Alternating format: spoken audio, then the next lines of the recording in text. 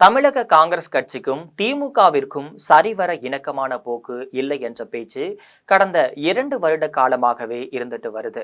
இந்த நிலையில தான் விரைவில் தேர்தல் வர இருக்கக்கூடிய ஒரு சூழல்ல இரு கட்சிகளுக்குள்ளுமே சுமூக உறவானது குறைந்து வருவதாகவும் கூறப்படும் சூழல்ல தமிழக காங்கிரஸ் கட்சியின் நாடாளுமன்ற உறுப்பினர்களுடன் அக்கட்சியின் மாநில தலைவராக இருக்கக்கூடிய செல்வ பெருந்தகை முதல்வர் ஸ்டாலினை சந்திக்க இருப்பதாகவும் தகவல் வெளியாகியிருக்கு. தமிழக அரசியலின் கவனத்தை பெற்று வருவது குறித்து விளக்குகிறது இந்த செய்தி தொகுப்பு.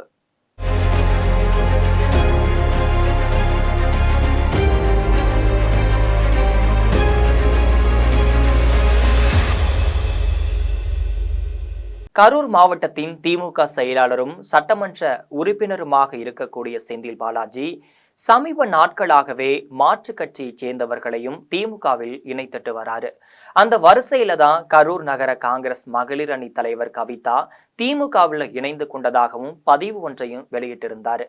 திமுகவும் காங்கிரசும் கூட்டணியில் உள்ளபோது செந்தில் பாலாஜியின் இந்த பதிவு செயல் காங்கிரஸ் தரப்பில் சலசலப்பையும் அதிருப்தியையும் ஏற்படுத்தி கூட்டணியில விரிசலையும் ஏற்படுத்தி இருக்கு.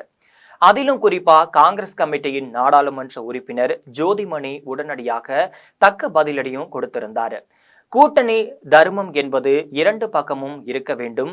இது போன்ற அவமரியாதையை எளிதில் கடந்து போய்விட முடியாது. கூட்டணிக்குள் இது போன்ற சலசலப்பான சம்பவங்கள் இனிமேல் நடக்காமல் பார்த்து கொள்ள வேண்டும்.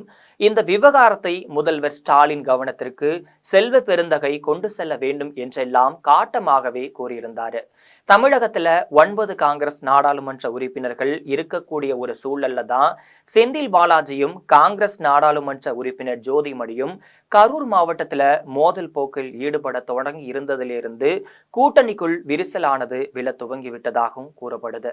கூட்டணி ஆட்சி என்ற கோரிக்கையை முன்னாள் தலைவர் அழகிரி முன்வைத்துள்ள கோரிக்கை திமுகவிற்கு கோபத்தையே ஏற்படுத்தி இருந்துச்சு.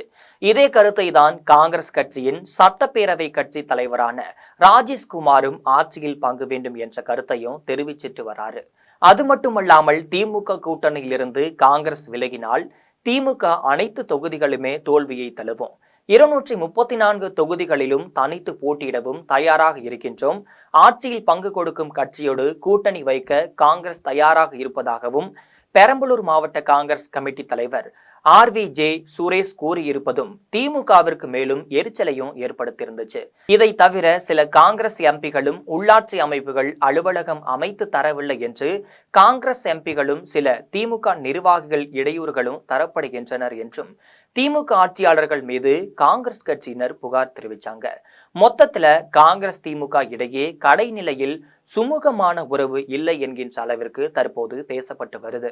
இதற்கிடையே தான் செந்தில் பாலாஜி போட்ட பதிவு குறித்து முதல்வரின் கவனத்திற்கு கொண்டு செல்லும்படி ஜோதிமணி சொல்லி இருந்ததால அது குறித்து முதல்வரை செல்வ பெருந்தகை சந்திக்க போகிறாரா அல்லது இரு கட்சிகளும் ஒற்றுமையுடன் தான் இருக்கின்றனரா என தமிழக மக்களுக்கு தெரிவிக்க இந்த சந்திப்பானது நடத்துகிறாரா என்ற கேள்வியும் எழுந்திருக்கு. ஆனால் காங்கிரஸ் நாடாளுமன்ற உறுப்பினர்கள் மற்றும் உள்ளூர் திமுகவினர்களுக்கும் ஒற்றுமை இல்லாதது இடையூறுகள் குறித்து செல்வ பெருந்தகை முதல்வரிடம் புகார் அளிக்க திட்டமிட்டுள்ளதாகவும் அதனால்தான் முதலமைச்சரை சந்திக்க செல்லும் போது காங்கிரஸ் நாடாளுமன்ற உறுப்பினர்களையும் தன்னுடைய அழைத்து செல்வதாகவும் தகவலானது கூறுகின்றனர். பலவிதமான அரசியல் பரபரப்புகளுக்கு நடுவில் தான் முதல்வருடன் நடக்கும் சந்திப்பு திமுக காங்கிரஸ் கூட்டணியில் முக்கியத்துவம் பெற்றுள்ளதாகவும் குறிப்பிடத்தக்கது.